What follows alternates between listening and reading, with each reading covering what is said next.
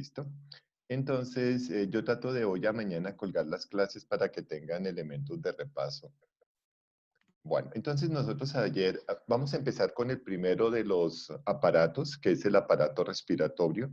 Yo les decía a ustedes que el aparato respiratorio es muy sencillo de entender. Voy a ampliar acá la imagen. Entonces, básicamente el aparato respiratorio consta de vías. Voy a hablar como si fuera neumólogo. Bueno, neumología viene del término gas. ¿Se acuerda que yo ayer les decía? No sé si les dije. Neumo es gas, por eso se habla de neumología. Neumotoras, se habla de em, neumonía.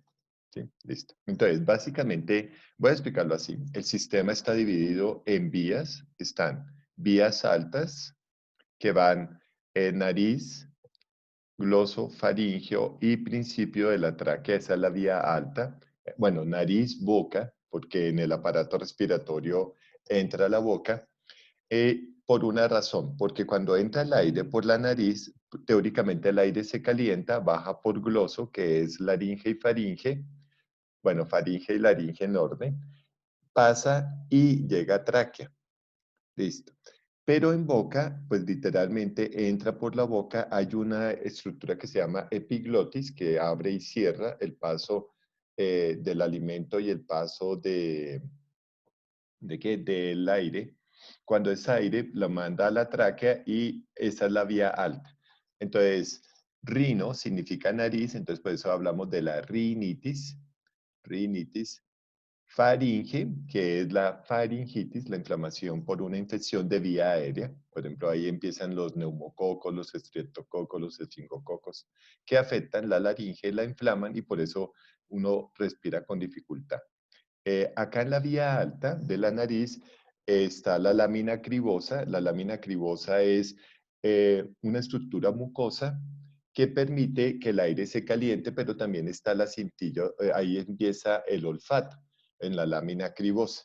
Y es porosa, por eso es cribosa, porque parecen poritos. Y entonces esos poritos permiten que el olor pase hacia la vía neuronal del cerebro.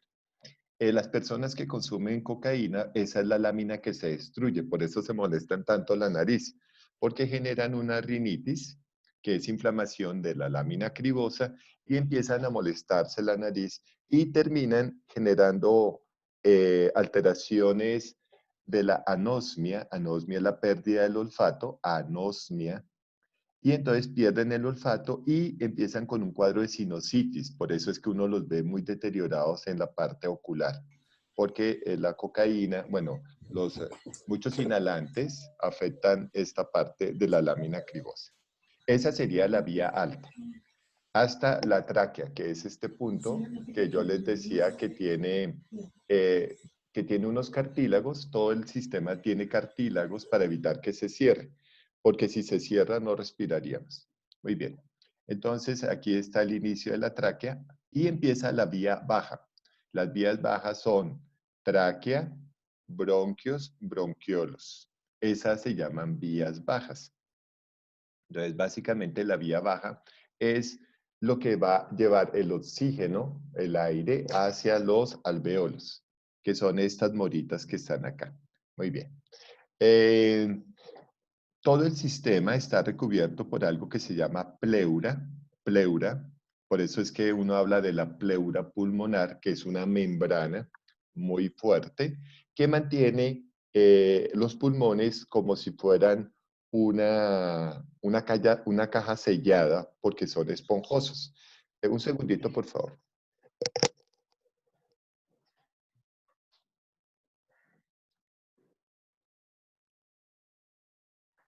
¿Cubierto por qué? ¿Es cubierto por qué? Por la pleura. ¿Pleura?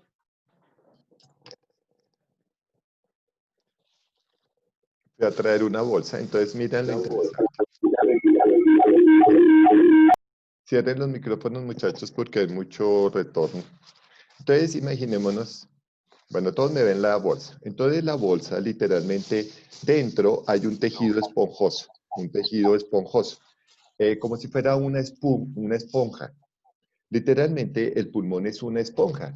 Cuando ustedes comen bofe, cuando uno va a la fritanguería y dice, me da favor y me da una picada de 10.000, entonces le dan bofe, le dan chunchullo, Sonrisa. los días y uno dice, con papita criolla. Entonces, miren que le sirven a uno como si fueran unas esponjitas, o sea, como un tejido esponjoso que se llama bofe. Ese es literalmente el pulmón de la res. Entonces, si usted la come, parece chicle. Y a veces uno se cansa más de la mandíbula y como que no le llena. Pero ese es el bofe. Entonces, el bofe va dentro de la pleura, va acá dentro de la pleura, como es esponjoso, y la pleura, mira que forma un vacío. Entonces, literalmente esta bolsa, bueno, no sé si me vean bien, la bolsa es, mira, está así porque los pulmones, digamos, el tórax está contraído, está contraído. Cuando en la pleura se pega a los músculos del tórax, mira lo que hace. ¿Se ven? Se llena la bolsa de aire. Con la inspiración, los pulmones abren porque el tórax jala los pulmones, o sea, jala la pleura y ¿qué hace? Se llena de aire. ¿Sí ven? Ahí está llena de aire. No he hecho nada. Cuando hago expiración, sale el aire. Inspiración, se llena de aire. Expiración, sale el aire. Entonces es muy tonto, discúlpenme, es muy sencillo el proceso. ¿Por qué? Porque entra el aire por inspiración, la pleura está pegada a los músculos del tórax, jala la pleura, se llena la bolsa de aire, ¿sí? Se llena la bolsa de aire, ahí está llena de aire teóricamente. Cuando se hace el intercambio que se llama difusión, sale el aire, no es más. O sea, la inspiración eleva el tórax, los músculos del tórax se extienden jalando la pleura, jalan la pleura. Al jalar la pleura entra el aire. Al entrar el aire hay el intercambio de difusión y luego la expiración, pues, sale el aire. No es más. Entonces, las vías deben estar totalmente abiertas porque siempre debe pasar el aire. Entra y sale. Listo. Pero el aire, digamos, aquí tengo un alveolo. Entonces, el alveolo es otra.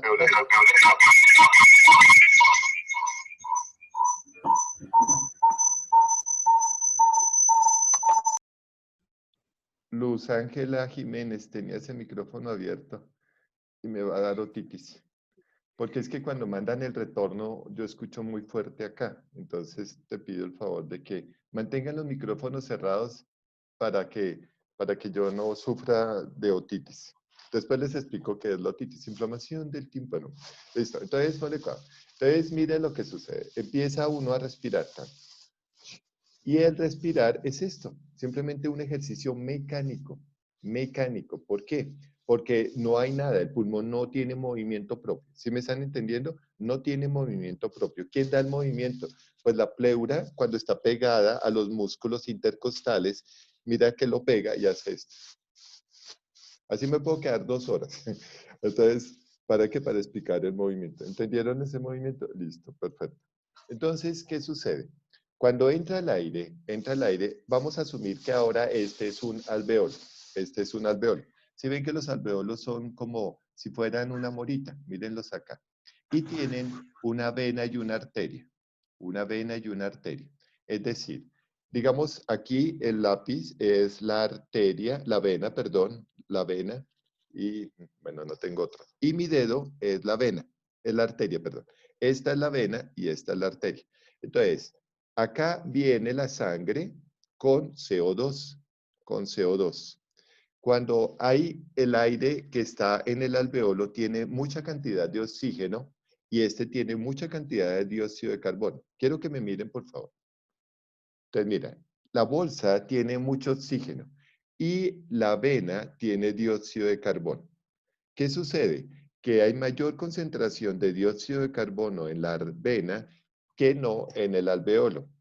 Hay un proceso que se llama ósmosis, que significa de mayor concentración a menor concentración.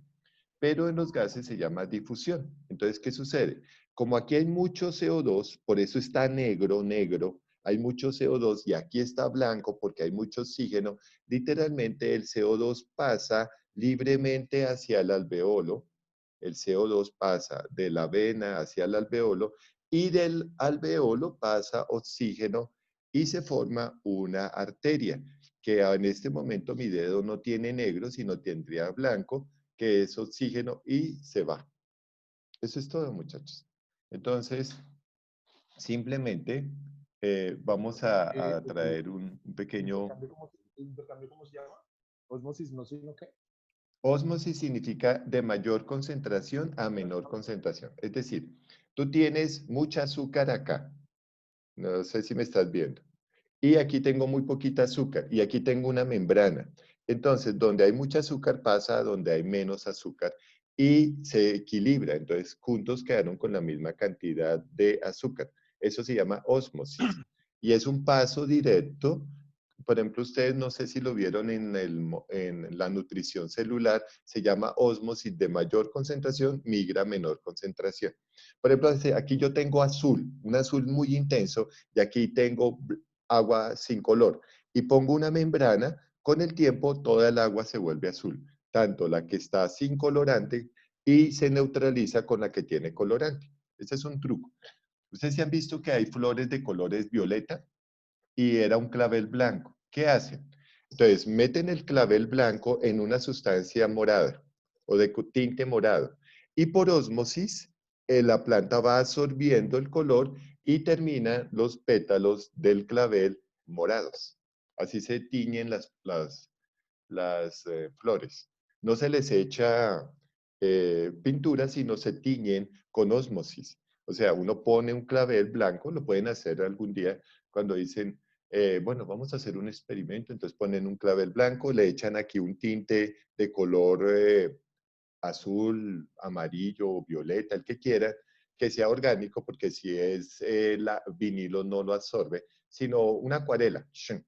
Y con el tiempo, el clavel que era blanco se vuelve de color del tinte que le echaron. Así se tiñen las flores.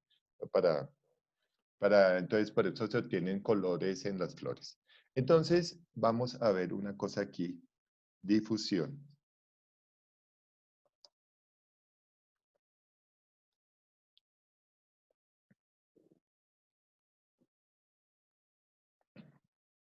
Entonces, pues no le voy a poner sonido. Hola a todos, un saludo a los estudiantes de medicina y de otras áreas de la salud.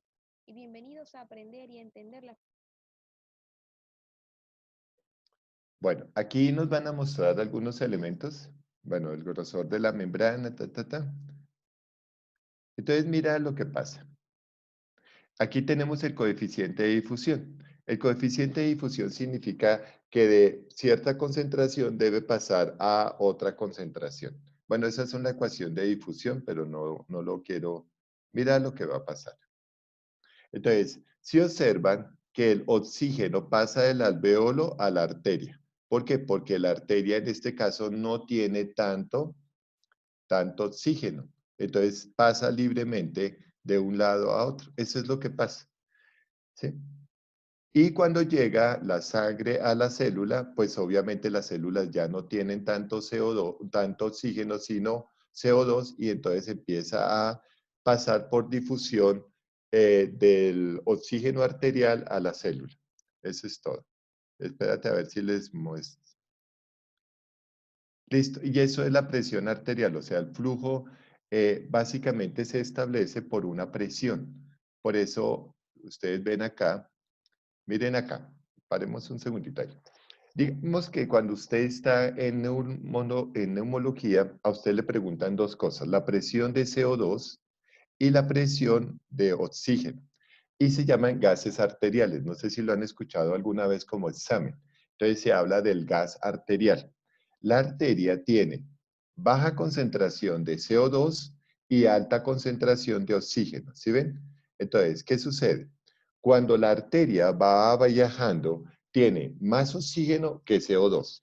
Es imposible que una arteria esté libre de CO2. Es imposible. O sea, ningún momento de mi cuerpo todo está concentrado en oxígeno. No. Siempre habrá una concentración alta en la arteria, alta de CO2, de oxígeno, perdón, y baja de CO2. Mientras que en la vena es al contrario. En la vena hay alta concentración de CO2 y baja concentración de oxígeno. ¿Sí vieron la diferencia? Bueno, hay un principio muy hermoso que se Profe, llama, dime. apenas me puedes volver a repetir. Claro, en la arteria hay alta concentración de oxígeno, altísima concentración de oxígeno, baja concentración de CO2 en la arteria. Mientras que en la vena pasa lo contrario. En la vena pasa que hay más concentración de CO2 y baja concentración de oxígeno. ¿Sí me entienden? Entonces, Gracias. ¿quién lleva los nutrientes a las células? La arteria. Bueno, hay solo una arteria que no cumple esa función ni una vena que cumple la función, pero después la veré. Entonces mira que la vena, que la arteria, perdón, tiene color rojo brillante o rojo, bueno, un rojo brillante. ¿Por qué se llama rojo brillante? Porque es que el oxígeno, cuando entra en función a la hemoglobina, o sea, cuando el oxígeno se une con la hemoglobina, forman un rojo brillante porque se llama oxihemoglobina. Entonces, la oxihemoglobina indica que el oxígeno oxigenó, bueno, oxidó realmente la hemoglobina y al oxidarla se vuelve rojo brillante. Mientras que la vena, el CO2 no oxida la hemoglobina y se llama rojo escarlata. Digamos que eso es lo que me permite, por eso es que la vena se ve azul, porque literalmente es rojo escarlata. Mientras que la vena se ve brillar, la arteria se ve brillar, la vena se ve opaca. Entonces, por eso es que cuando me van a sacar sangre, buscan venas y no arterias. Esa es la condición. Buscan venas, no arterias. Si yo pincho una arteria, literalmente la arteria se rompe y empieza un sangrado. Por eso siempre cogen una vena. Pero en este punto, no sé, bueno, aquí, este punto, acá, que es de la parte radial, acá hay pulsación. Si ustedes se ponen aquí el dedo, no sé si están viendo bien, acá, ahí empiezan a sentir pulsaciones. El dedo 2 y 3, o sea, ahí hay pulsación. ¿Sí lo notan? Por favor, todos búsquense en el pulso radial, se llama Sí, pulso señor. radial. ¿Ya los perciben? Sí, señor. Listo. Muy bien. Si no lo percibe alguien, dígame porque es zombie. Entonces, sí, de pronto ya con tanta pandemia, ya tenemos virus, tenemos abejorros, tenemos, faltan los zombies. Entonces, listo, ahí. Entonces, para que yo pueda tomar gases arteriales, lo debo hacer en esta vena tan pequeñita. Si lo hago en la aorta, usted se muere por un sangrado impresionante. No hay nada que detenga el sangrado. Si ustedes se tocan acá, sienten el pulso de la aorta. Este es el pulso aórtico y lleva gran cantidad de sangre. Si ven que el pulso aórtico es muy fuerte versus el pulso radial, es más débil. Entonces, gases arteriales se toman en este punto porque la arteria es muy pequeña y duele duele mucho, duele bastante. Y lo debe hacer la bacterióloga porque tiene que tener una experiencia de coger esa arteria.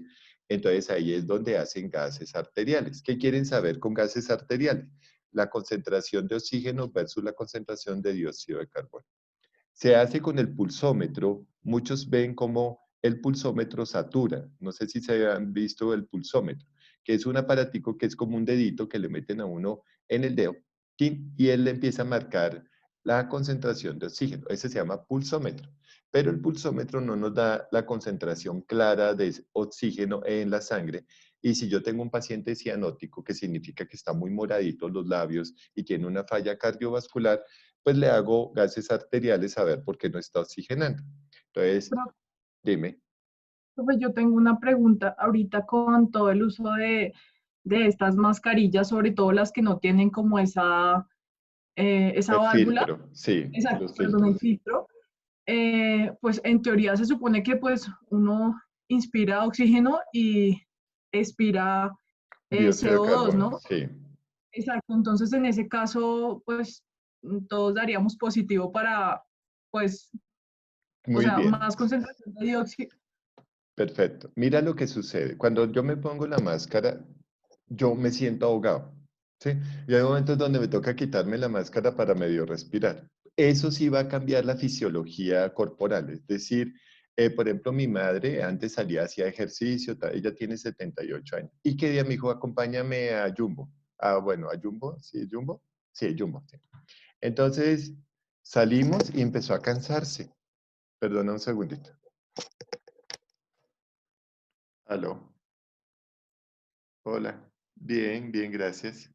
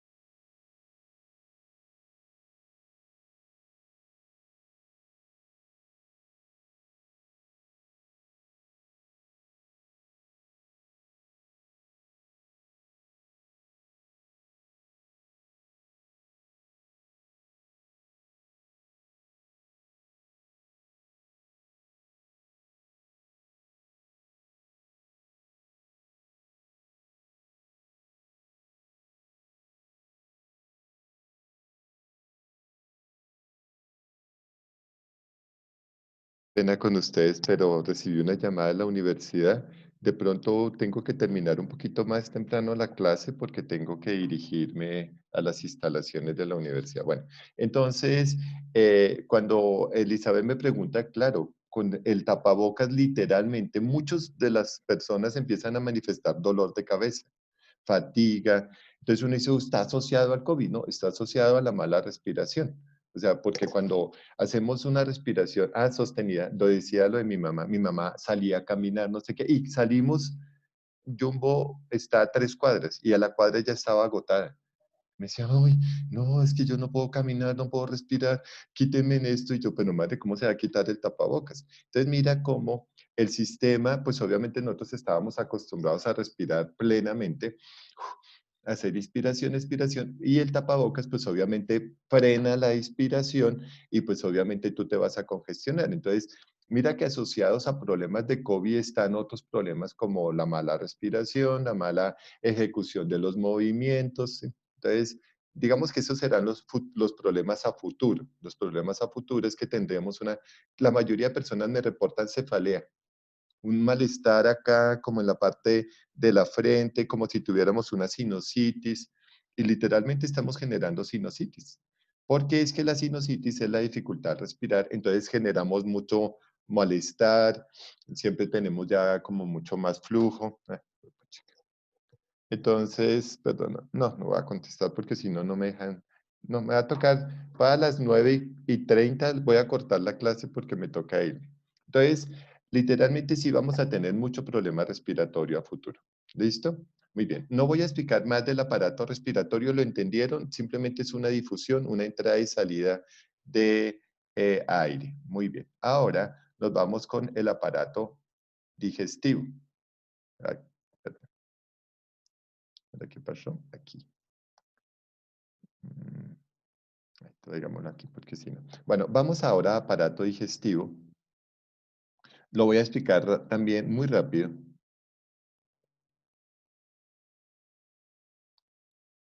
Bueno, se llama digestión, miren lo interesante, se llama digestión porque literalmente digestión es romper enlaces moleculares. Por eso se llama digestión. Cuando... Bueno, puchica. Listo, acá dejémoslo porque si no me pongo a bobear. Entonces, digestión porque rompe moléculas. Hay un término en bioquímica que se habla de la digestión proteica. ¿Qué significa?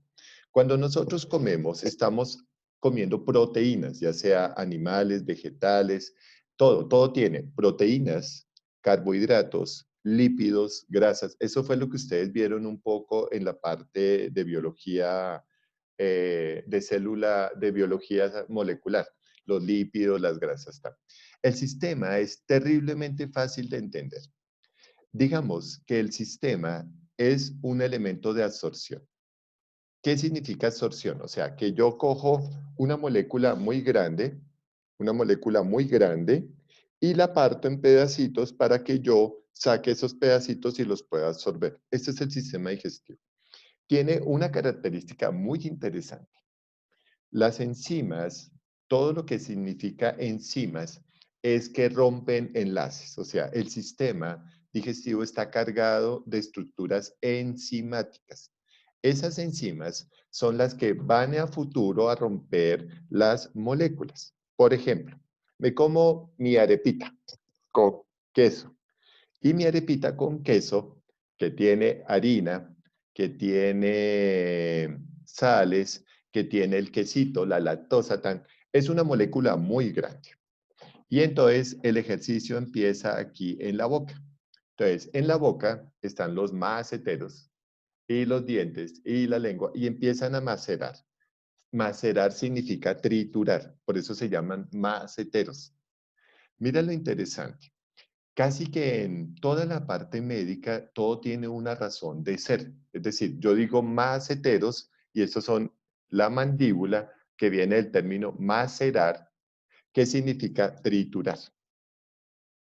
Por eso ya se aprendieron cómo se llaman estos músculos, maceteros. ¿Sí? Esto es fácil. Entonces, como trituran, ¿quiénes trituran? Trituran las piezas dentales y las mandíbulas. La mandíbula del tiburón, por ejemplo, genera tal cantidad de presión que puede fracturar un hueso. Nosotros no, nosotros somos unos pobres tontos. Podemos, si acaso, comernos un maní, pero un tiburón puede hacer una tracción de 5 a 7 libras por pulgada cúbica. Eso significa una fuerza impresionante. Nuestros maceteros son muy fuertes, nosotros, los de nosotros. Hay animales que tienen los maceteros más fuertes, por ejemplo, un tigre fácilmente arranca el tejido, ¡cha! Pero nosotros tenemos unos maceteros no tan fuertes. Entonces, tenemos la estructura de macetero. Entonces, lo primero que hace el alimento es ser macerado. Por eso es que se llama mortero. No sé si han visto los morteros que usan las señoras, que son como una copita y tiene un palito y maceran la pimienta o los ajos, los maceran, así se llama, macerar. Entonces, listo, son los maceteros, con los dientes la boca. Chan. Pero en ese momento, aquí están las glándulas salivales, empiezan a secretar, que son músculo liso, empiezan a secretar una sustancia que se llama, solo por saberlo, por pregunta de 300 millones, ¿cómo se llaman las enzimas que se producen en las glándulas salivales? Entonces usted dice amilasa y amilopectina. Amilasa, que ataca las melasas, que son azúcares, y amilopectinas, que atacan los péptidos, que son carbohidratos. ¿Sí ven cómo es de chévere? Melasa, azúcar. Pectina, carbohidratos. Por eso se habla de los péptidos. Entonces, la saliva empieza a destruir lo que tenga azúcar y lo que tenga proteínas. ¿Sí me entiende? O cadena de carbohidratos. Rompe. Chen. Entonces, ahí empieza la acción enzimática. Esa es la acción enzimática. Entonces, empieza uno a mascar. ¿A ustedes no les ha pasado que les ofrecen un chicle? Uno de esos baratos de 100 pesos, ¿cómo es que se llaman? X no sé qué, bueno, un chicle, Alguien. un Trident. No, un Trident es costoso, vale 300. X-Time. Eso, bueno, ese. Y ustedes se lo están. Y de pronto alguien le dice, ¿quieres un pedacito de pan? Y usted se echa el pan sin recordar que tiene el chicle y el chicle empieza a disolverse. Se le pega a uno todo aquí. Chin, chin. Sí, sí, les ha pasado y el chicle se vuelve como líquido. Mira lo interesante. Cuando nos echamos el chicle, la amilasa y la amilopectina atacan, pero como no tiene péptidos, sino algunas sacarosas, algunos azúcares, por eso el sabor se va tan rápido, entonces no lo ataca tan fuerte. Pero cuando te echas el pan, se actúa más fácil las enzimas disolviendo el pan, pero a la vez disuelve el chicle. Y entonces termina uno con el chicle como si fuera líquido. ¿Sí les ha pasado? ¿Sí? Listo. Sí. Entonces, ese es el primer ataque del sistema. Listo. Cuando ya se forma una estructura que se llama bolo, baja por el esófago. El esófago es un músculo liso que no tiene cartílago porque él sí se puede cerrar. Solo se abre cuando viene comida y se cierra para que el aparato respiratorio funcione bien. ¿Sí me entiende? Por eso cuando comemos, la respiración para un momentico. Porque si yo estoy comiendo y respirando al tiempo, pues obviamente la epiglotis no sabe diferenciar si es comida o aire y por eso es que uno broncoaspira, que es que el alimento se va hacia el pulmón. Y por eso cuando nosotros sentimos que nos comemos un pedazo de papa y se nos, sigamos con la papita criolla. Entonces no pedimos nada de tomar porque solo tenemos lo de la picada. Y toca aguantarnos porque si no hay para tomar nada, pues grave. Entonces nos echamos la papita Profe, criolla. Dime. qué pena. ¿Qué es tan cierto eso de comer acostado? O sea, la postura sí, Sí, claro, sí puede uno. sí, claro. Te vas a broncoaspirar muy frecuentemente. Ya te explico eso. Perdona un segundito, termino la idea y te explico algo muy interesante. Entonces, Vale. pero Isabel, no se me va a olvidar tu pregunta. Entonces baja por el esófago. Estábamos hablando de que nos comimos la papa criolla sin nada que tomar y entonces aquí sentimos una presión y uno no puede respirar por una razón. Aquí va la tráquea y aquí está el esófago. Entonces imagínate, cuando hay presión sobre el esófago, ¿a quién presiona? A la tráquea, disminuyendo la posibilidad de respirar, porque la tráquea está presionada. Entonces, por eso la sensación de ahogo, porque uno como que siente que se le fue por la tráquea, no, se le fue por el esófago, pero el pedazo era, usted se puso a hincharse el bocado ahí muy grande y se le atragantó, que significa que el esófago hizo esto y la tráquea está presionada. Por eso no podemos respirar y hay que tomar algo o nos da hipo. Listo. Baja el alimento, chin, que se llama bolo alimenticio. Bolo alimenticio. Aquí hay una estructura que se llama el cardias y el cardias sella el esófago antes de entrar al estómago. Entonces lo sella para evitar que el estómago devuelva el alimento. Cuando tenemos vómito, pues es que el cardias no cerró y el ácido del estómago sube y nos genera esofagitis. Y entonces es la sensación muy desagradable al vomitar. Entonces aquí tenemos, acá en este punto, está detrás del hígado, acá en este punto tenemos el cardias que sella. Y entramos a gastro, que significa estómago. Gastro, estómago. Entonces, entramos al gastro, que significa estómago. Y el estómago tiene partes, entonces se llama la cabeza, el atrio, bueno, todo eso que no lo voy a explicar yo ahorita. Y entonces, aquí me gusta más esta. No, siempre me equivoco. Vamos, aquí se ve más bonito, donde dije que se llama chévere. Bueno, no, da igual. Listo. Profe, una pregunta, pero Dime. entonces sí se debe tomar líquido cuando se consumen sólidos o lo que Sí, cuando hay o sea, sólidos solo muy... esperar hasta el No, final el líquido después de un tiempo, no. como Digamos que tú tienes mucha sed y empiezas a comer y si es mucho sólido vas a tener atragantamiento, o sea, te vas a atragantar. Entonces, por lo general, las cosas muy secas sí deben estar acompañadas de un líquido. ¿Por qué? Porque es que la saliva no alcanza a humedecer el tejido. ¿Sí me entiendes? O sea, cuando tú masticas, por ejemplo, estoy con sed y me pongo a comer, yo me atoro hasta con una miga de pan. ¿Por qué? Porque es que la saliva no alcanza a humedecer el bolo alimenticio y el esófago no produce líquido. ¿Sí me entiendes? Tienes una pequeña cerumen, muy poco, pero no alcanza, o sea, una mucosa, perdón, pero no alcanza a bajar como tal el bolo alimenticio, entonces sí hay que acompañarlo con cosas líquidas, ¿sí? Entonces, por eso mucha gente combina que la sopa, que el seco, que los frijolitos y el chunchullo y todo esto. Lo come acompañada. Entonces, volvemos al estómago. Aquí, bueno, perdí la imagen que tenía. Aquí está el gastro. Y el gastro tiene otras enzimas. Entonces, primero está la amilasa y la amilopectina. Luego, en el estómago está ácido clorhídrico y ácido sulfúrico. Y entonces se ataca, todo lo que llega al gastro se ataca. Las paredes del gastro son súper gruesas, son extremadamente gruesas. Bueno, cuando vean morfofisiología, si la ven, entonces les van a explicar cómo se forma la ulceración, todo eso. Yo no lo voy a hacer, pero sí les voy a decir que las paredes del gastro son extremadamente gruesas. ¿Por qué? Porque como hay un ácido atacando el alimento, entonces la pared se va a ir desgastando.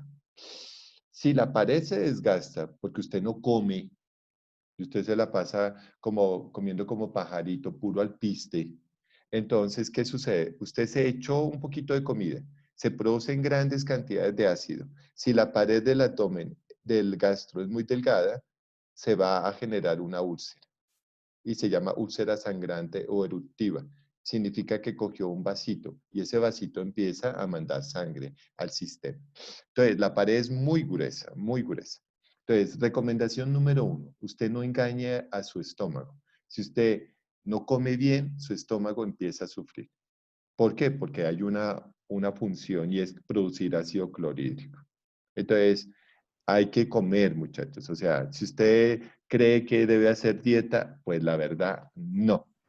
Porque su Profe, organismo, profe, dime, entonces eso es lo que le sucede a las personas que tienden a ser anoréxicas, que empiezan a claro, tener muchos problemas gastrointestinales pues porque la claro, alimentación, en muchas ocasiones ellas hacen la deglución del alimento. claro. Entonces se hace la deglución, mira, están dañando el esófago y la vía alta. Y están dañando el estómago, porque el estómago no está recibiendo comida. Y al no recibir comida, él sí manda la señal de producir ácido clorhídrico, ácido sulfúrico, y eso es lo que pues daña el sistema. Por eso cuando vomitamos sentimos esa acidez tan violenta, porque es ácido. ¿Se me entiendes? Es ácido clorhídrico.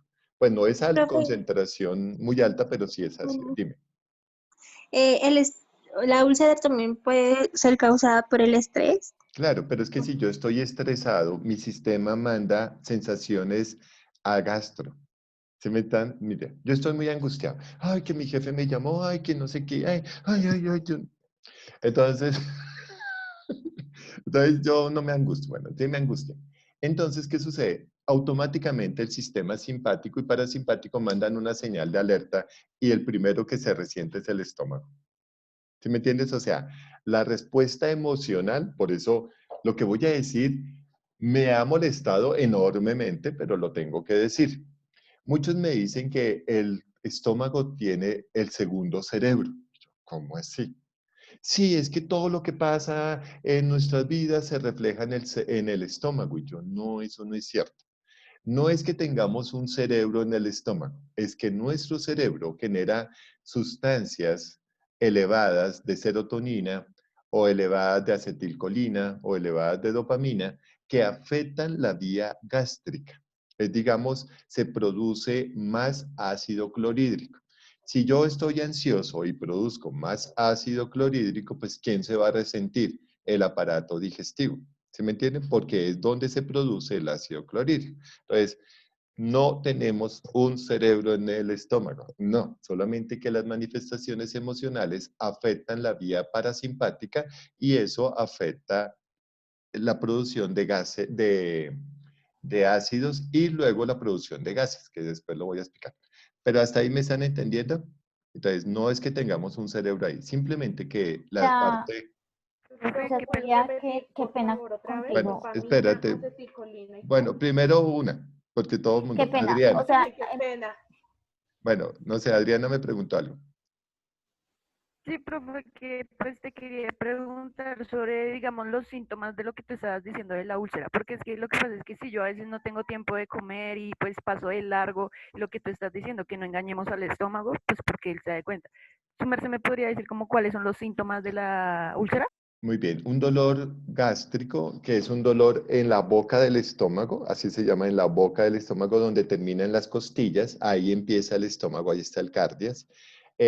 Fácilmente producción de gases o producción de espasmos.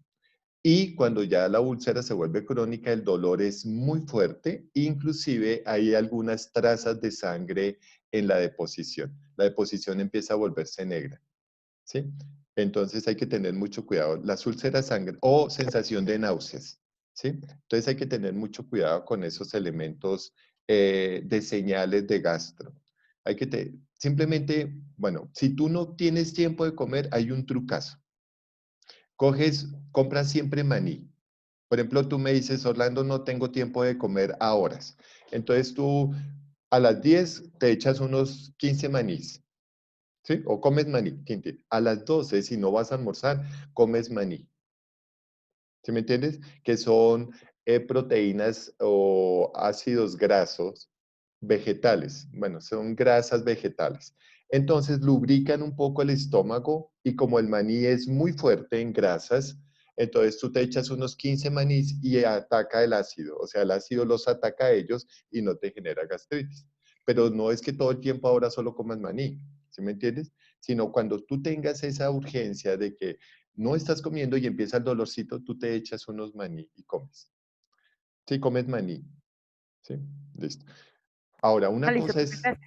comerse unos maní a comerse la libra de maní.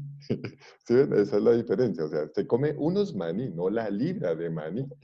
Entonces, para que tengan en cuenta, porque mucha gente, ay, sí, profe, yo hice su recomendación y ahora aumenté de peso. ¿Y cuántos maní se comió? No, por ahí 2 libras al día. Entonces, no, los maní son de a 15, de a 20, pero si me entiendes, eso regularía. Bueno, otra pregunta antes de seguir. Profe, una preguntita. Dime, Eh, Angie. ¿Por qué cuando uno está embarazado? Porque generalmente se manifiesta por medio de vómitos o Listo, náuseas. muy bien. Pues yo por mi parte duré 6 meses en vómitos, solo vómitos. ¿Por Bueno, qué se produce esto? bueno. Terminando la pregunta, Angie, Melissa me hace rato está levantando la mano. Entonces, ponle cuidado. ¿Sí ves el mouse moverse? Aquí se instala Sí. literalmente la presión abdominal del bebé, generando distensión abdominal. Es decir, el estómago asciende. Al ascender, genera más ácido.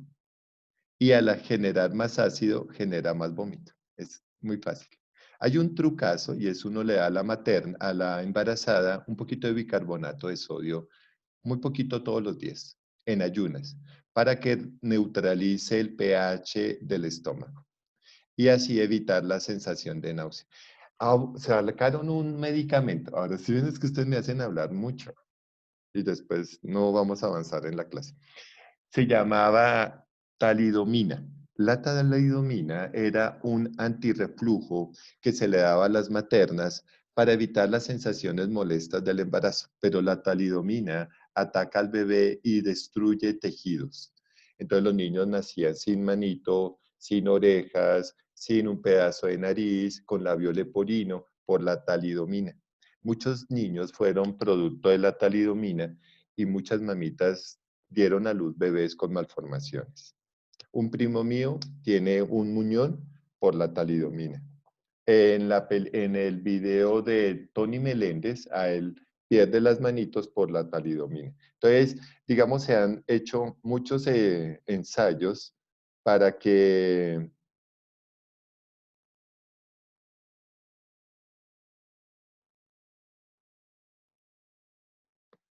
Ay, no, me va a tocar, me disculpan un segundito. A todo el mundo le dio hoy por molestarme. Entonces, la talidomina se daba para evitar esos elementos del embarazo, síntomas del embarazo, pero pues obviamente genera mucho malestar al feto, o sea, genera mutaciones congénitas. Bueno, pero va a seguir porque si no. Perdón, alguien me había levantado la mano. Nuri, Yo, sí. profe. Yo, profe. Melissa, sí, Profe, perdón. Melissa. una pregunta. ¿Qué tan Sí. cierto es eso de que cuando uno tiene gastritis en ayunas tome jugo de limón, agua tibia y bicarbonato de sodio? Bueno, O sea, me han dicho que la gastritis se ataca también con ácidos, pero yo he sí. escuchado que entre más ácido uno coma, más ácido se produce. Bueno, básicamente, ahora me va a tocar explicarte la química celular.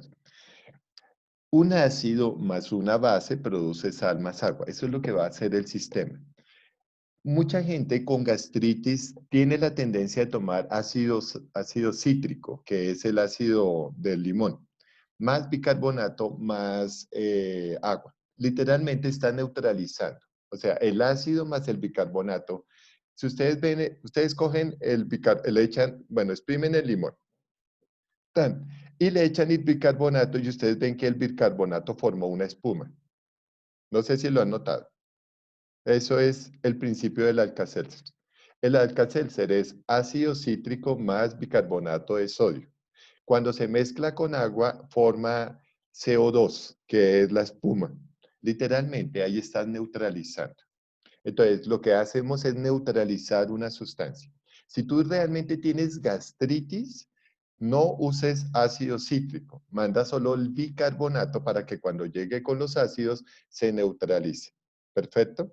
Pero si tienes, es otra tendencia, por ejemplo, que tú tengas mucha colitis o algo así, muchos sí mezclan el ácido cítrico más el bicarbonato. Yo solo mando bicarbonato más agua, solo.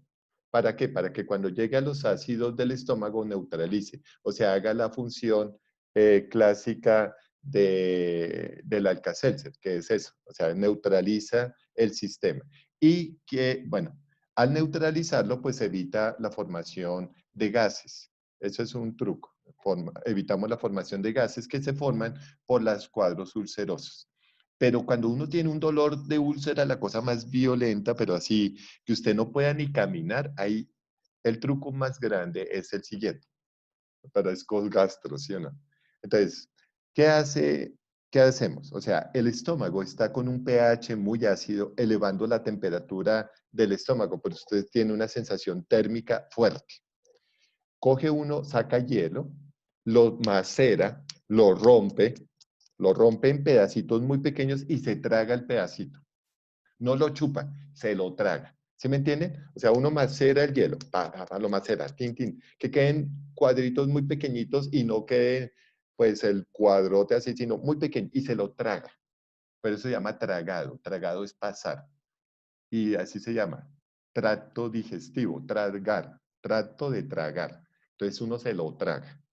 Al tragárselo, baja el hielo y entra en choque térmico con la temperatura del gastro y neutraliza.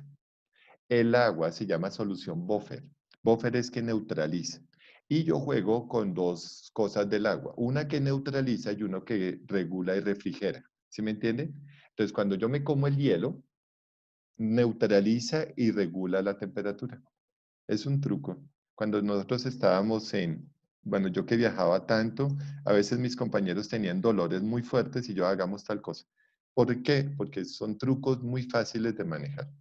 Pero un día me dio una gastritis severa, estaba en el Putumayo, entonces me pusieron, fue a mambiar coca. O sea, me dieron una hojita de coca sin nada, solo con la saliva y había que mascarla y me quitó el dolor. Porque la hoja de coca, no la cocaína, por favor, la hoja de coca tiene analgésicos. ¿Sí ves? Entonces, por eso cuando yo me eché la hoja de coca y empecé a mascarla, se me durmió solo la lengua, este pedacito.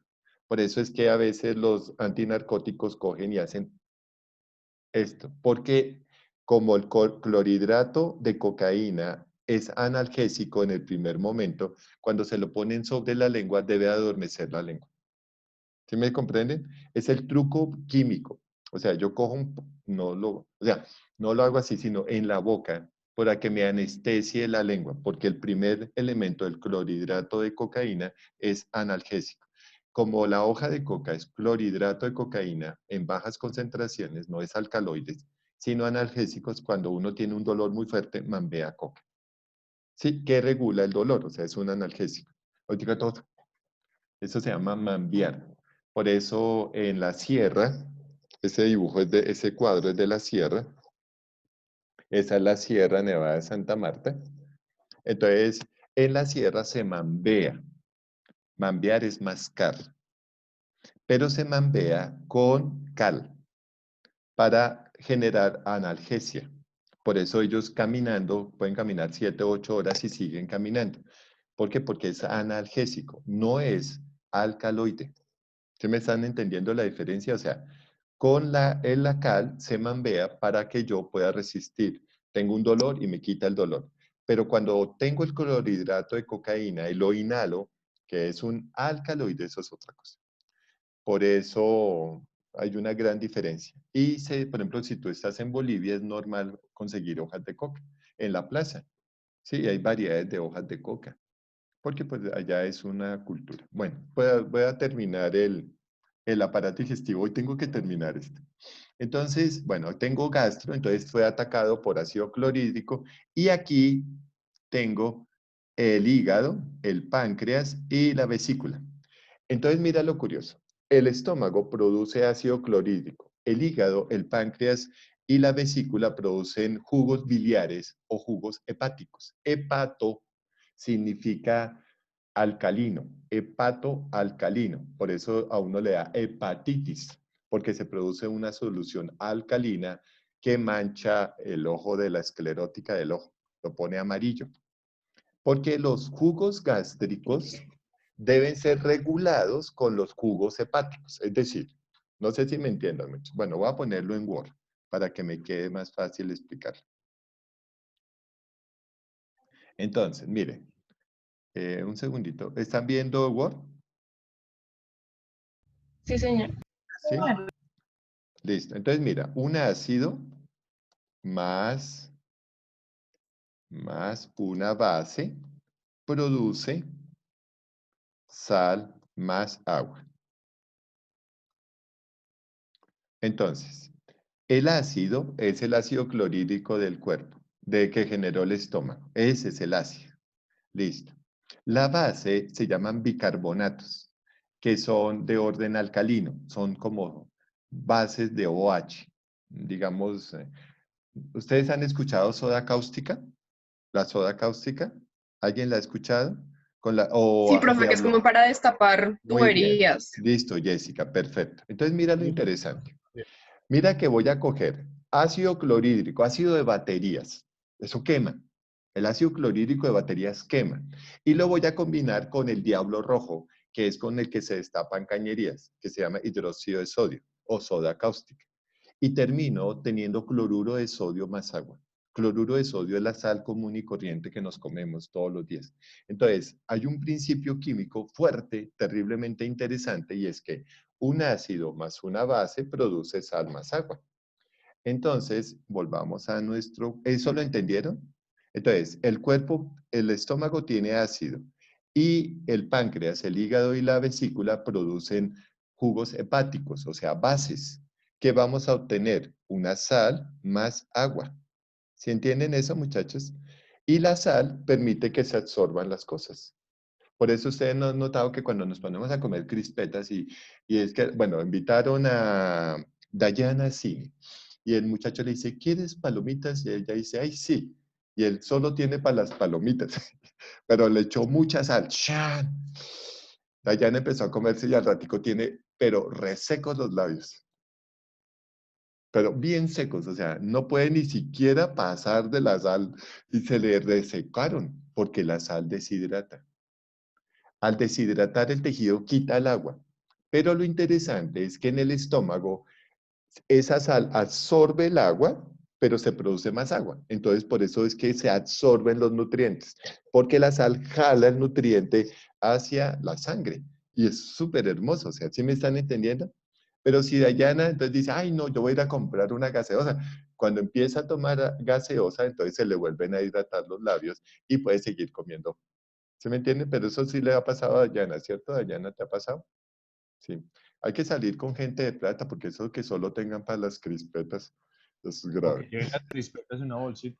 O que lleven y metan una Coca-Cola 2 litros en el bolso. Que metan algo de contrabando al cine.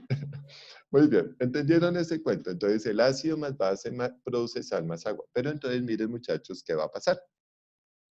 Volvemos a nuestro cuento. Entonces aquí se produce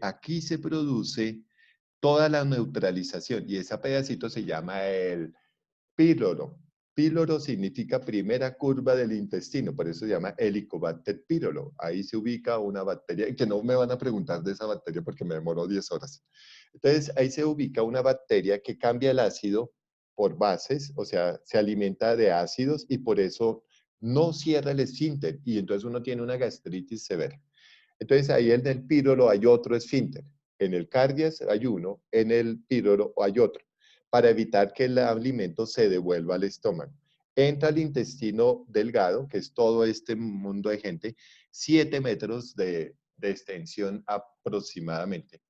Tiene el intestino delgado, donde se absorben las sales y todos los nutrientes y pasan a la sangre, porque están neutralizados, ¿sí o no? Están neutros. Luego llega aquí al esfínter del colon, vuelve y se sella y entra al colon. El colon tiene 3 partes, colon ascendente, colon transverso y colon descendente. Esta es la famosa colitis.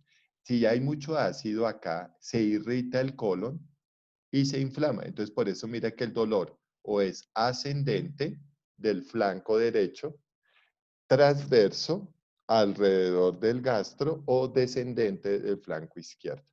Entonces, si uno, por eso no sé si han notado, cuando llega el médico, el gastro, y empieza a hacer unos golpecitos. ¿Sí? Hace esto y golpea. No sé si me hago entender. Está el estómago, digamos aquí está la barriguita. Y él hace esto.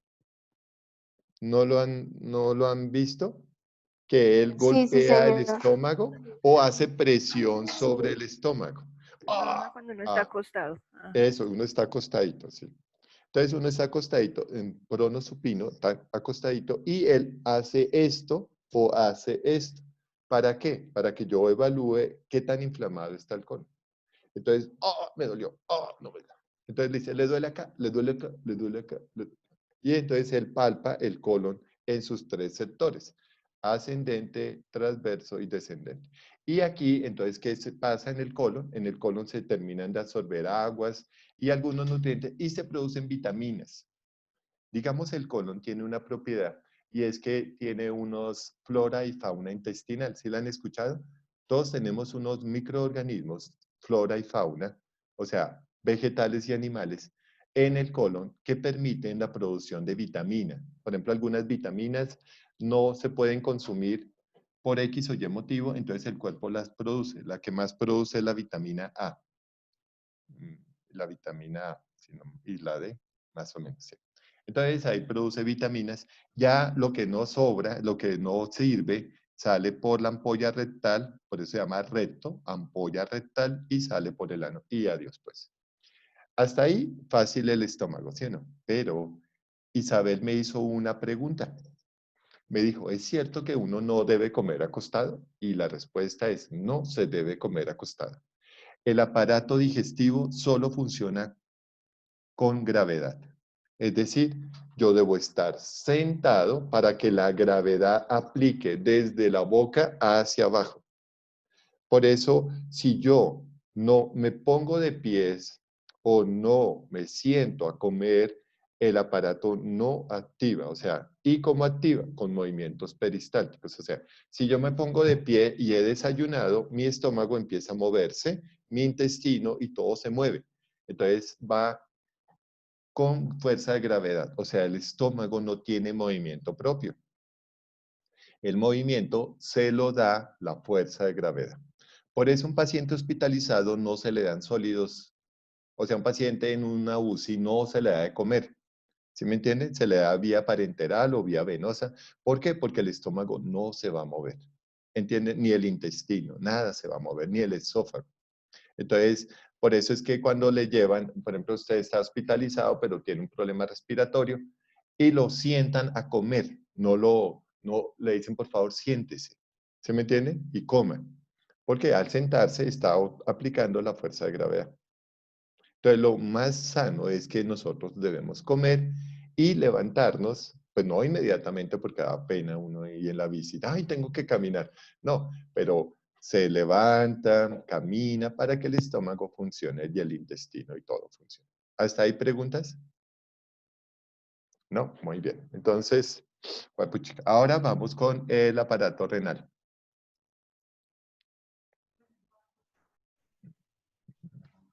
Muy bien, renal significa riñón.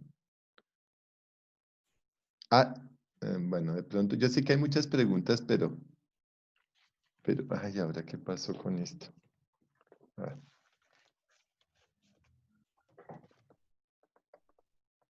Bueno, renal es muy sencillo. Digamos que renal y urinario los voy a explicar de una vez los dos. Bueno, riñón significa filtración. O sea, el riñón lo que hace es filtrar la sangre. ¿Y ahora por qué no trajo imagen?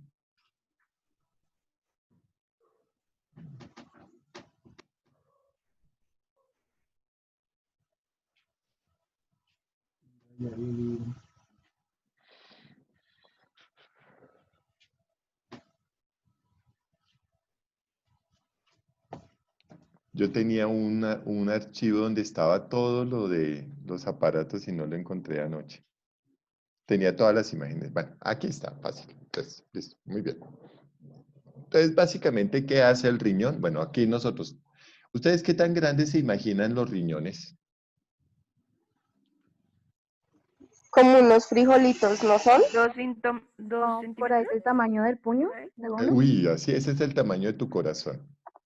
Bueno, Ese es el hay tamaño de nuestro señoritas corazón. que como son tan bajitas, su corazón es chiquitico. Qué cruel, profe. O sea, Corazón grande. yo ¿Qué que mido tal, tan 1,53, mejor dicho. Entonces, bueno, tienen de 5 a 7 centímetros. O sea, los riñones tienen de 5 a 7 centímetros. Una cosita de nada. Pero ese, hay como 5 centímetros ahí, ¿cierto? Sí, hay 5. Entonces, de 5 a 7 centímetros. Son muy, muy pequeños. Pero son una magia. O sea, digamos, si tú me preguntaras, después del cerebro, ¿yo a quién amo? A los riñones. Son fascinantes, son de una simplicidad, pero de una función única. Entonces, los riñones tienen de 5 a 7 centímetros ubicados a los costados en la región lumbosacra, así se llama esta región, parte posterior, o sea, en la parte de atrás.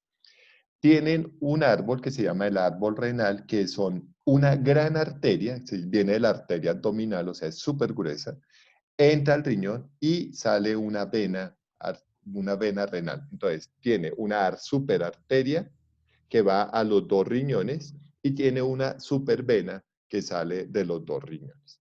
Entonces, el elemento es muy, muy fácil. Voy a traer una célula que se llama nefrona y lo voy a explicar, listo. Aquí tengo una nefrona. Bueno, es una nefrona complicadita de entender, pero voy a tratar de traerla lo más simple posible. Bueno, esta me gusta más. Listo. Entonces miren lo que sucede. Es muy fácil. Bueno, no es tan fácil entender el riñón, pero lo voy a tratar de hacer fácil. Digamos el riñón. Llega toda la sangre y la sangre debe ser filtrada en sustancias hidrosolubles, es decir, en sustancias que puedan ser disueltas en agua. Las sustancias hidrofóbicas no salen por el riñón, sino salen por la materia fecal.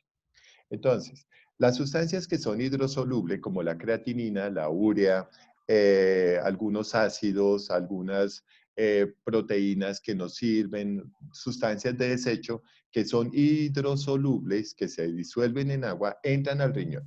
Miren la membrana, mi mano es la membrana. Viene la sangre, viene la sangre. Y literalmente, cuando sale la sangre del riñón, debe salir limpia de toxinas. ¿Entienden eso? O sea, vuelvo a hacerlo. Mi mano es el riñón. Vienen sustancias, mira, viene un montón de sustancias y ven el esfero negro. Lo negro es lo feo, lo feo. Entonces, literalmente, lo negro se va a quedar en el riñón, ¿sí lo ven? Y sale la sangre limpia. ¿Entendieron eso un poco? Voy a hacerlo así de frente, listo. Mi riñón. Entonces, viene la sangre con algo negro, que es la toxina, se queda en el riñón y sigue la sangre limpia. Pero en el riñón la manda por el uréter hasta la vejiga y sale en la orina. ¿Entendieron? Yo no. Bueno, es fácil. Volvamos a hacerlo. Entonces está el riñón. Mi mano izquierda es el riñón. Listo. Viene la toxina y viene acompañada de sangre. ¿Sí ven? Mi mano es sangre. La toxina se queda en el riñón y sigue la sangre limpia. ¿Sí ven? Sigue la sangre limpia.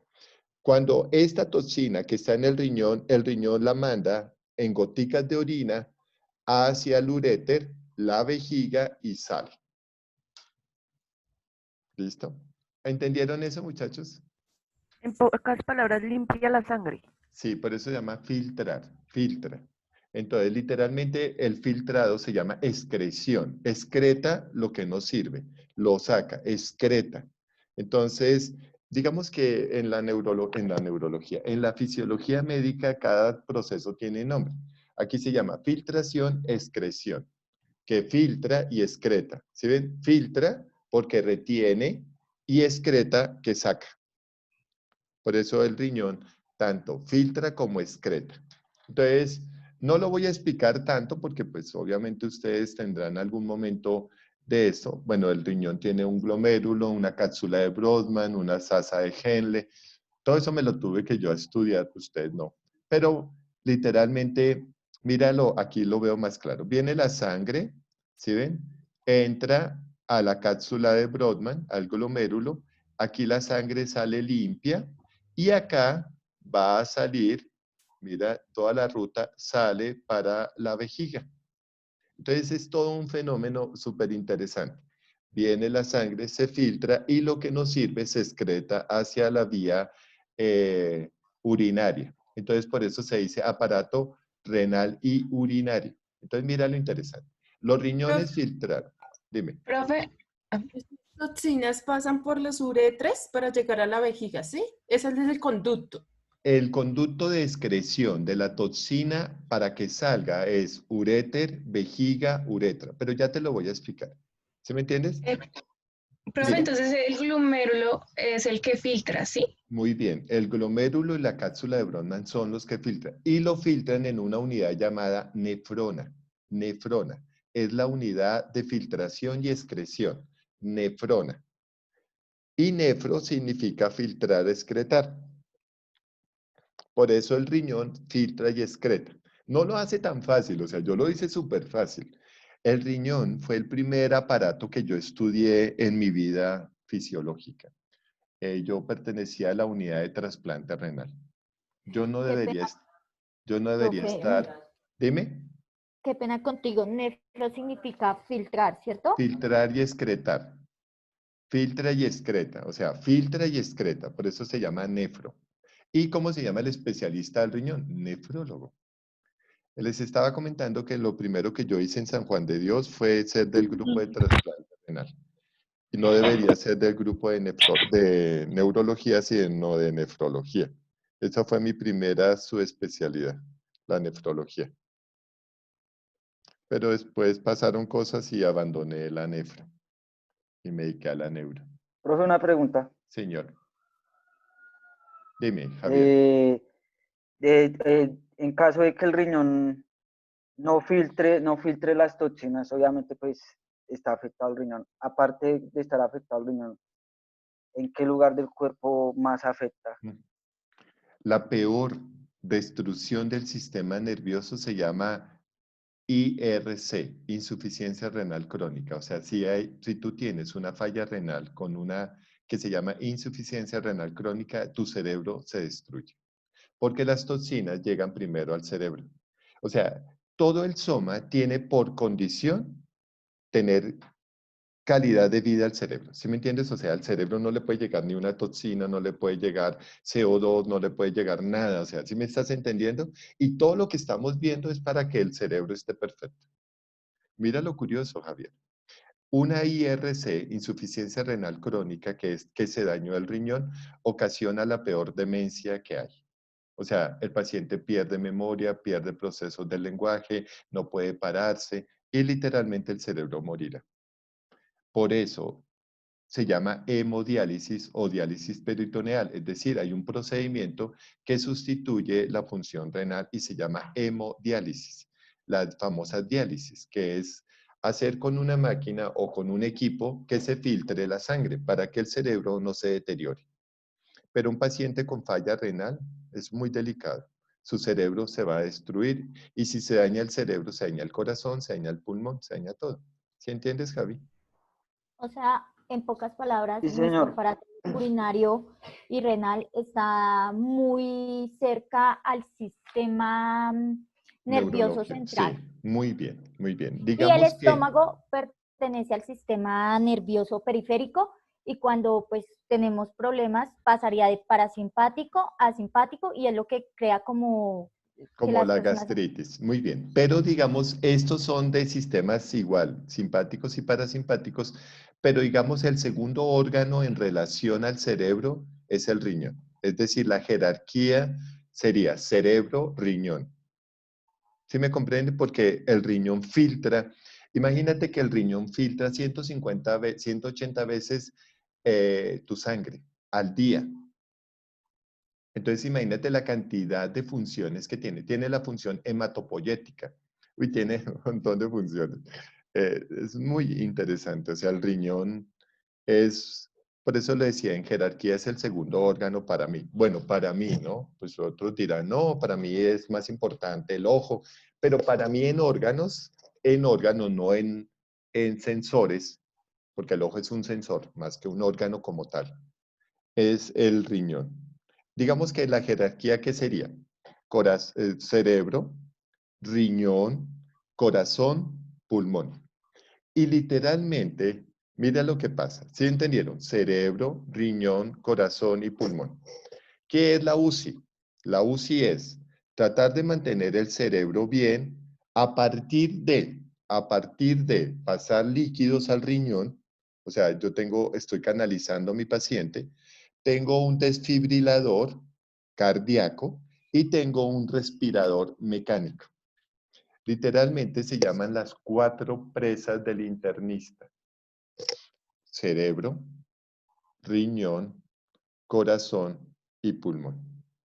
Si yo quito corazón, riñón y pulmón, daño el cerebro. ¿Se ven? Por eso la UCI mantiene 3 presas importantes. Se llaman así las presas del internista, del intensivista. Por eso se llama unidad de cuidados intensivos. El intensivista o internista debe buscar tener el corazón funcionando, el riñón filtrando y el pulmón respirando. Por eso tengo 3 equipos. Tengo el Buster, que es el que pasa los líquidos o canaliza. Tengo el desfibrilador al corazón y tengo el respirador mecánico. Esa es la UCI, muchachos. ¿Sí lo entendieron en esa jerarquía? Todos los procesos son jerárquicos, muchachos. O sea, para mí no me importa que el paciente en UCI tenga hambre, no me interesa, o sea, esa no es mi función. ¿Se me entiende? No le voy a pasar alimentos, le paso líquidos con electrolitos. Pero, ¿sí me entienden? Mientras que si estoy en una hospitalización, tengo otro tipo de jerarquía. Pero si estoy en UCI, tengo la jerarquía máxima, cerebro, corazón, riñón y pulmón. Punto. Se acabó. No hay nada más que hacer. Ay, Dios mío. Me disculpan un segundito, muchachos. Qué pena con ustedes. Hoy sí ha sido un día crítico.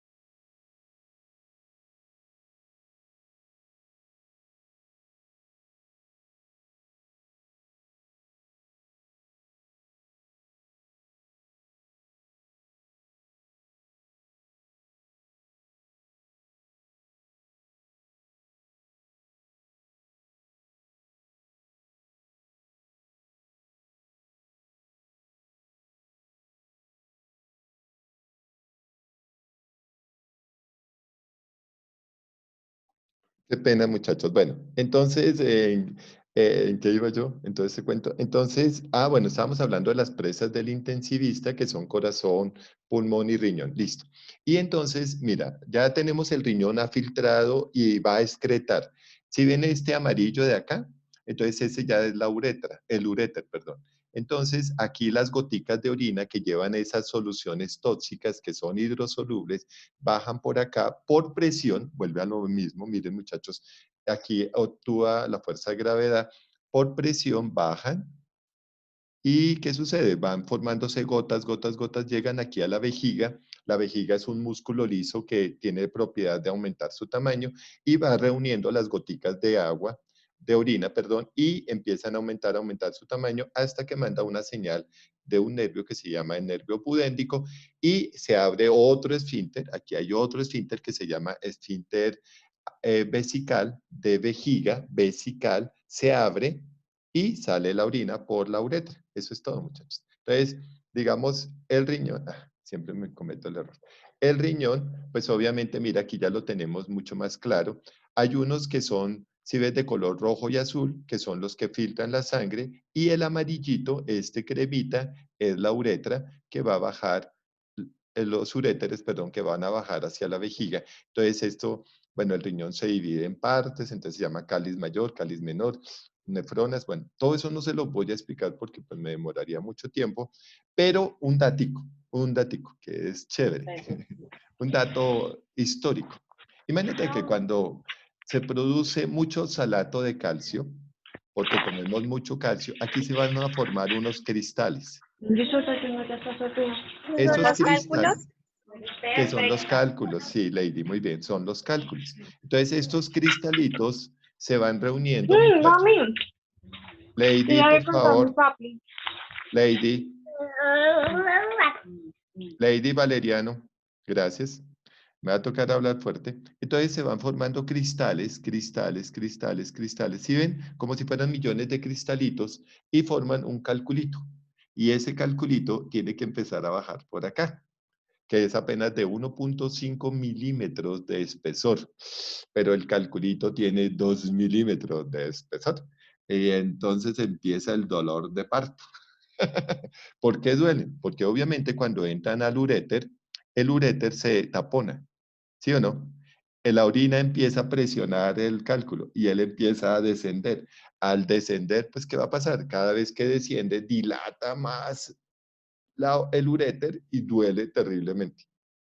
En los hombres, el dolor es más intenso por una razón, porque cuando llega a la vejiga debe salir por la uretra y la uretra va muy larga y entonces ya el oxalato está mucho más grueso y entonces debe pasar por cierta parte de los hombres así hasta que dilate y ahí es un dolor más intenso, porque la uretra de los hombres es mucho más larga que de las mujeres. La mujer tiene una uretra muy corta. Y ese es el cálculo renal y esa se llama en latín nefrolitiasis. Nefro de riñón, nefrolitiasis, cálculos renales. ¿Listo? Bueno, ¿Y dime. cuánto mide más o menos la uretra del hombre y la uretra de la mujer? La uretra del hombre es el pene, toda la extensión del pene. Y la uretra de la mujer es apenas unos milímetros. Por eso, bueno, la mujer se infecta muy rápidamente. Y ahora me pusieron a hablar de eso. Digamos que hay una infección urinaria o una infección, la mujer tiene el famoso trapecio. El trapecio es que el aparato digestivo, el aparato reproductor y el aparato urinario están muy cerca. ¿Sí? Son 3 orificios terriblemente cerca. Por eso, una infección del aparato reproductor afectará tanto la vía vesical como la vía anal, ¿sí me entienden? Por eso cuando las niñas se limpian mal, pueden pasar la infección de la materia fecal hacia los otros 2 sistemas. O si hay papiloma, afecta a los otros 2 sistemas. ¿Sí me entienden? Porque hay un trapecio que está muy cerca de los 3 conductos. Por eso se afecta muy rápidamente cuando hay una infección de uno de los 3, afecta a los otros 2. Entonces, ese es uno de los problemas de la mujer, pero un problema del hombre es la uretra, que es tan larga que hace que cuando tengamos cálculos renales, el paso del cálculo sea mucho mayor. ¿Sí me entiende? Y sea más doloroso. Entonces, bueno, digamos eso lo van a estudiar, si vieran medicina interna un poco, lo van a tratar de estudiar en morfofisiología, yo creo. ¿Listo? Pero ahí ya, dime, Lorena. son las diálisis lo que se le hace al riñón, ¿cierto? ¿Diálisis? Sí, diálisis. Hay dos tipos ¿Cuántos de son? diálisis. Dos tipos. Hay dos tipos de diálisis. Con máquina, que se llama hemodiálisis, y con procedimiento, que es una bolsa, que se llama diálisis peritoneal. Con máquina. ¿Cuántos son prudentes? ¿Cuántas diálisis son prudentes hacer? Depende del paciente. Por ejemplo, yo tengo pacientes que deben ser dializados cada tercer día, porque tienen una acetosis tenaz. Bueno, ahora me pusiste a hablar de eso. No, sino Imagínate. que yo tengo un familiar, bueno, que le hicieron una diálisis, pero estamos preocupados porque dicen que después de la tercera diálisis es complejo, o sea, Y ya le bueno. colocaron, ¿qué tipo de diálisis le están haciendo? No sé, pues él está en UCI. Entonces están haciéndole hemodiálisis. Está en Sí, UCI por otra cosa. Está en UCI por un problema diferente a la diálisis, pero el riñón se le complicó demasiado. sí, Entonces, sí. eso es lo que nosotros llamamos efecto colateral. Cuando está en UCI, estuvo con una problemática tenaz y el riñón ya está afectado. El paciente está muy comprometido. Entonces, realmente no es que a la tercera diálisis pase algo, no, es que el riñón ya está muy dañado por algo sistémico, algo de medicina interna, posiblemente o tiene un proceso oncológico, tiene otro proceso. No quiero entrar a preguntarte por qué, pero debe haber un proceso interno que debe estar afectando tanto a corazón, pulmón como a riñón. Y el paciente está en situación crítica. Y por eso se le está haciendo diálisis en la UCI. Es posiblemente por eso, porque tenga un daño colateral. Y no es que sea que a la tercera diálisis ya el paciente tenga un deceso, sino que ya está muy comprometido. ¿Es una persona de edad? No, por ahí 57, 60 años. Mm. Pero él ha sido muy vital y todo. O sea, es que fue algo de un momento. Fue algo súbito. Hay que revisar. Digamos que ahí sí tendría, yo qué pena contigo, no te puedo dar un concepto porque tendría que revisar mucho la historia clínica. Porque cuando a mí me presenta un paciente de diálisis en UCI, yo sospecho de otras cosas. Sospecho de un problema muy serio, un problema séptico, alguna infección generalizada, como si tuviera algún problema peritoneal o algo así. Posiblemente hizo una úlcera sangrante, luego se le complicó una peritonitis, no sé, algo así, ¿sí me entiendes? No podría ahorita dar mi opinión. Sí, no, pero fue algo respiratorio. Es que, sí. ¿Un enfisema pulmonar o un EPOC? No. ¿Sí ves? Toca, Neumonía. listo, si ves un cuadro infeccioso, una asepsia terrible, y la asepsia generó una peritonitis posiblemente ahí, y está muy comprometido en el orden sistémico, por eso el riñón se afectó tanto. Entonces hay que esperar la evolución un poco. Aunque estén manejándolo con antibióticos de cuarta generación, está muy complicado, porque los antibióticos no están respondiendo. Posiblemente está haciendo un cuadro autoinmune raro. Bueno, pues digamos, Lore, ahí sí no te podría dar muchas indicaciones. Muy bien, vamos con otra. Profe, Bueno, dime, Javier, es la última de riñón porque tengo que pasar a otra. Qué pena, muchachos. Dime. bueno, profe, que digamos, bueno, cuando se presenta la insuficiencia renal crónica, pasan las toxinas al cerebro. Este daño cerebral es Es reversible irreversible. después de que No, no. o ya después de que hubo el daño ya no hubo nada No, que hacer. si ya hay IRC, ya hay daño neurológico, ya no hay nada que hacer. Por eso es que yo evito el daño neurológico con hemodiálisis, ¿sí me entiendes? Si yo detecto la IRC, la insuficiencia renal crónica precozmente, lo meto a diálisis, punto. Y le bajo la dieta, cambio dietas de creatinina, no le permito consumo de sustancias que produzcan ácido úrico, cosas así. Entonces hay un momento en donde yo tengo que tomar el nefrólogo, yo no. El nefrólogo debe tomar una decisión para que en neurología no nos llegue el paciente complicado. Un paciente dializado sí tiene psicosis y tiene algunas alteraciones, pero no me afecta tanto el cerebro. Pero un paciente con IRC no tratada desencadena el deterioro cortical muy fuerte. ¿Sí me entiendes, Javi? Listo, muy bien. Sí, señor. Vamos, listo. Ahora tengo que contarles este cuento muy rápido porque si no, ahora vamos a entrar con sistemas. Entonces digamos que hay cuatro sistemas. Cardiovascular, Sistema cardiovascular, o lo voy a escribir para que después los tengamos presente. Entonces está en sistemas. Sistemas es que cubre todo el cuerpo. Entonces tenemos el primero, sistema cardiovascular. Y del corazón tenía mucho que hablar, pero cardiovascular significa corazón y vasos. ¿Qué es un vaso? Un vaso es un recipiente. Entonces ustedes van a escuchar la palabra vaso, que nace del latín vascular, que significa vena y arteria. Arteria.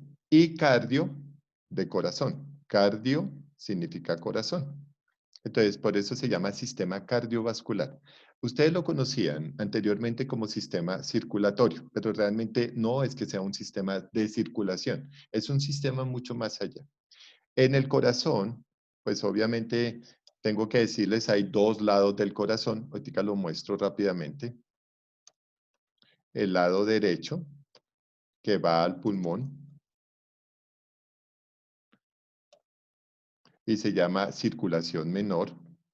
Y el lado izquierdo,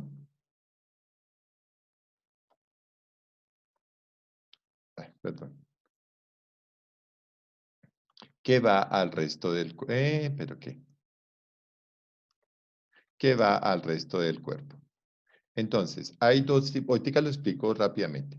Y los vasos son venas. Bueno, voy a primero explicar la arteria. La arteria tiene 3 túnicas. Ustedes dirán, ay, pero ese se acuerda de todo. Pues claro, para eso se estudia. Entonces tiene 3 túnicas que son capas. Entonces está la capa interna, o capa lisa o escamosa. Es súper, súper lisa. O sea, uno literalmente podría patinar hacia toda velocidad y los eritrocitos van a toda velocidad porque es totalmente lisa. Nada detiene el plasma, es decir, la parte hematológica corre libremente por la arteria, es que esté bien. Luego tenemos una túnica media o elástica, por eso la arteria dilata, elástica. Y luego, miren lo interesante, hay una túnica rígida, elástica y la devuelve a su posición. Elástica y la devuelve a su posición. ¿Sí ven lo chévere? Eso es la arteria. Tiene una túnica lisa, por donde va la sangre a toda velocidad, una túnica elástica, es la media, elástica, y una que por más de que dilate, la devuelve a su posición. ¿Entendieron ese concepto, muchachos? Sí, Mientras señor. que la vena tiene solo 2 túnicas. Una interna, lisa, y una elástica. ¿Qué sucede? En la vena varice, vamos a traer, bueno, voy a tratar de explicarlo rápidamente. Entonces, sistema cardiovascular.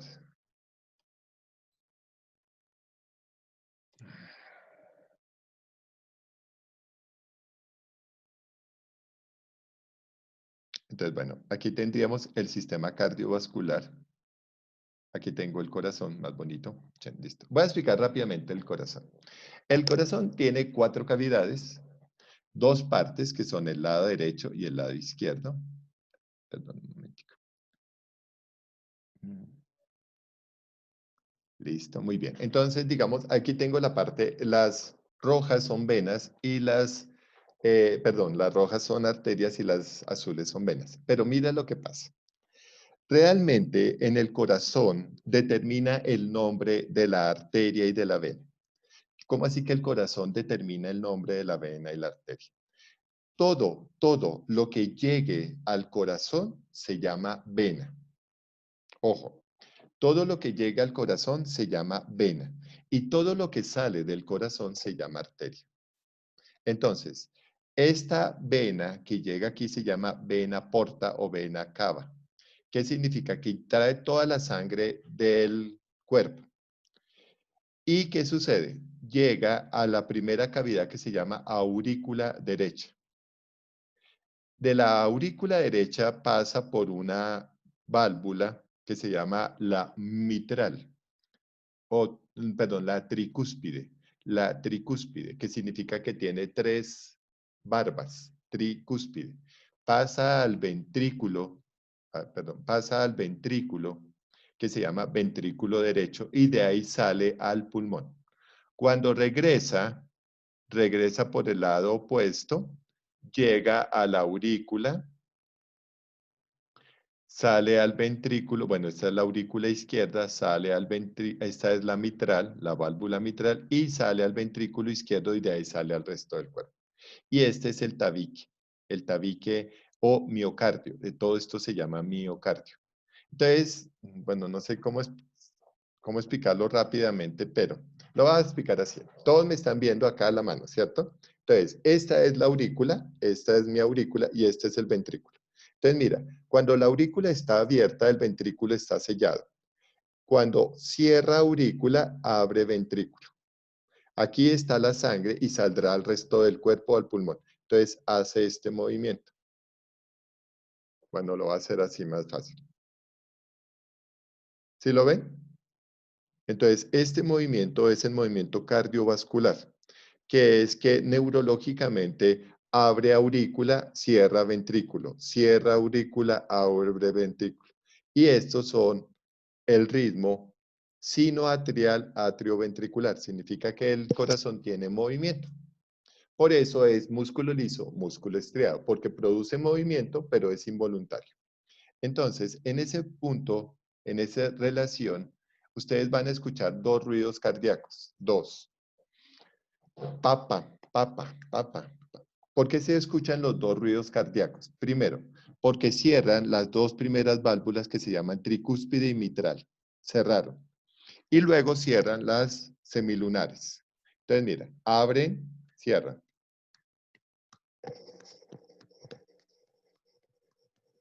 ¿Se escuchan los dos ruidos? Compañeros ilustres poetas. Sí, señor. Listo, entonces miren Sí, lo que señor. vuelvo a hacer. Listo. Aquí cierran las primeras válvulas, tricúspide y mitral. Todo el mundo haga silencio. ¿Sí ven? Cerraron. Ahí hay un ruido. Y ahora las semilunares. Y entonces.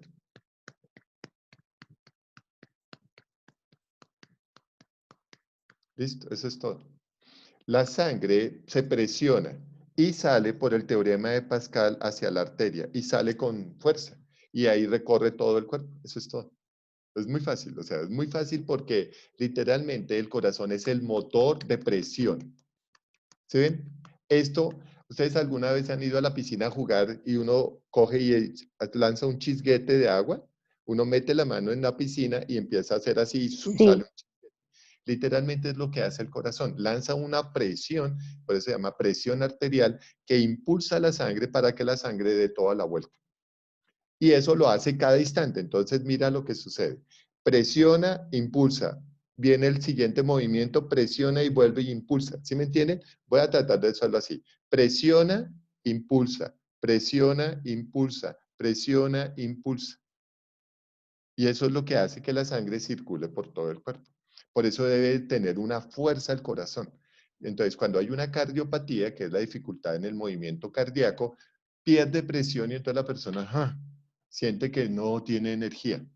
¿Sí me entiende? Pero cuando empezamos a correr, la sangre presiona con más fuerza, aumenta la presión arterial, súbela primero al cerebro y luego a todo el cuerpo, llevando los nutrientes. Eso es todo lo que sucede. Entonces, muchachos, chica. Entonces, aquí tenemos todo el sistema cardiovascular, entonces tenemos la aorta superior, la aorta ascendente, descendente, y entonces empieza la femoral, el callado aórtico, todo eso yo no se los puedo explicar. Deben estudiarlo un poco, ¿sí me entienden, muchachos? Deben, digamos, decir, bueno, el profe no me puede explicar todo el sistema cardiovascular, pero vamos a ver algo en 2 segundos para que me entiendan. Entonces,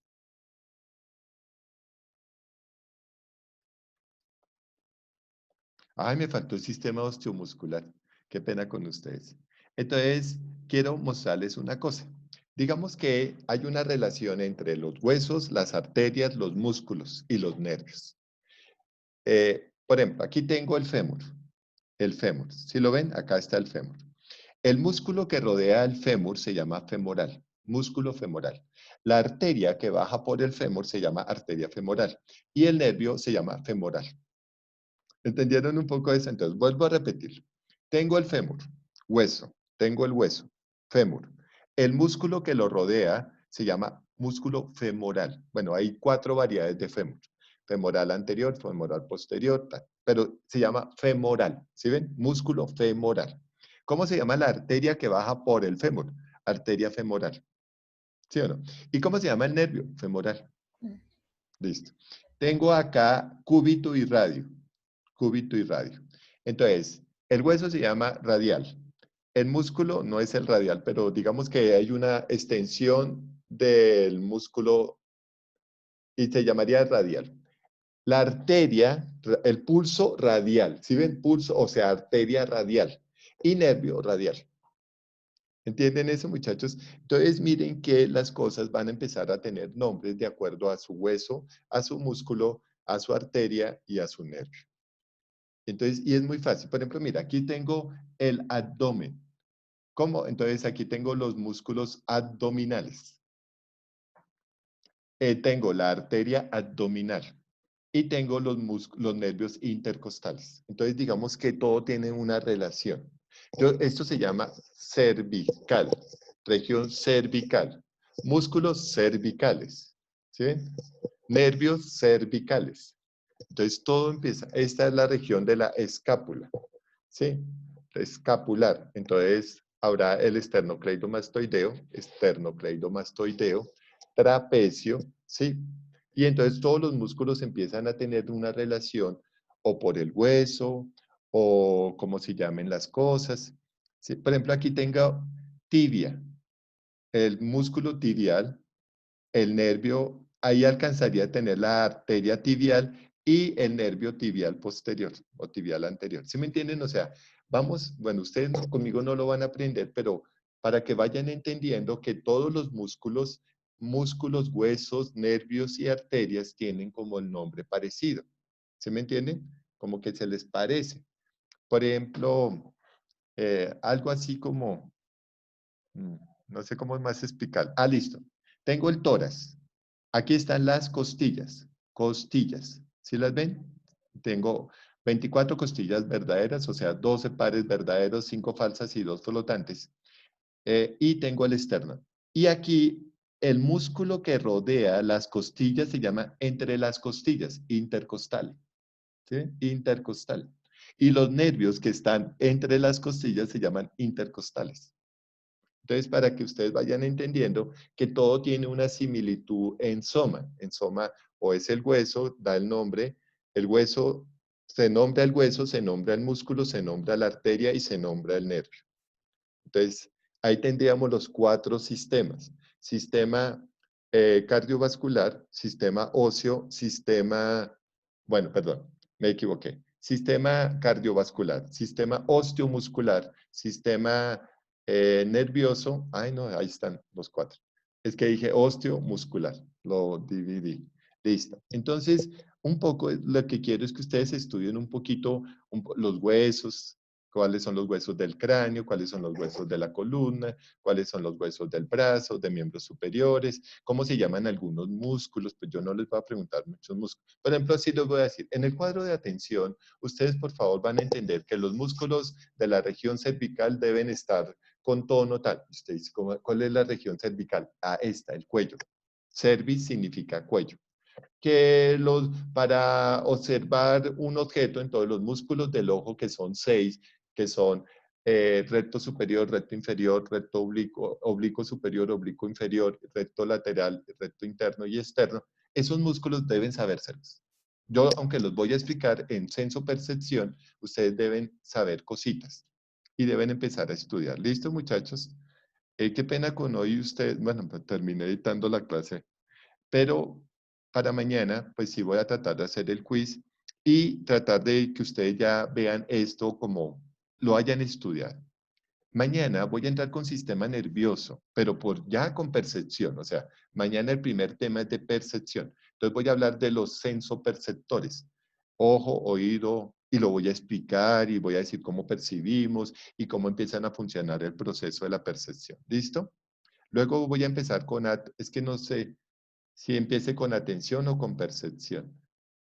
Bueno, digamos que voy a tratar de tomar esa decisión. ¿Listo? Bueno, muchachos, Profe, ¿alguna? y qué pena, ¿tú nos avisarías cuál es el tema para nosotros, como hacer un estudio, tener Ah, unas bueno, entonces basecitas para empecemos mañana? con atención. Listo. Empecemos con atención porque es que a mí me interesa más que empecemos. Inclusive no voy a empezar solo con atención, voy a empezar con el examen de mental, que es los procesos complejos del examen mental. Entonces busquen examen mental y buscan atención. ¿Listo? Bueno, muchachos, entonces nos vemos mañana. ¿Alguna otra Profe, pregunta, señora? ¿será que te puedo pedir un favor, una recomendación en Dime. privado? ¿Ah, en privado? ¿O tienes? ¿Ah, sí? ¿Privado? Pues cuando mis compañeritos salgan. Bueno, entonces, chao muchachos. O si quieres, me marcas a mi WhatsApp. Sí, ya te marco. Listo. Bueno, muchachos, es que me voy Chao, alistando. profe. Dale, profe. Listo, chao. Profe, una pregunta. Señora Melissa. ¿Pudiste hablar con el profe Rivadeneira? Ah, pues le mandé el correo, esperar a ver que él que me responde. Ah, bueno, profe, gracias. Sí. Bueno, Melissa. Chao, profe. Chao. ¿Alguna pregunta más? Chao. Chao, señoritas.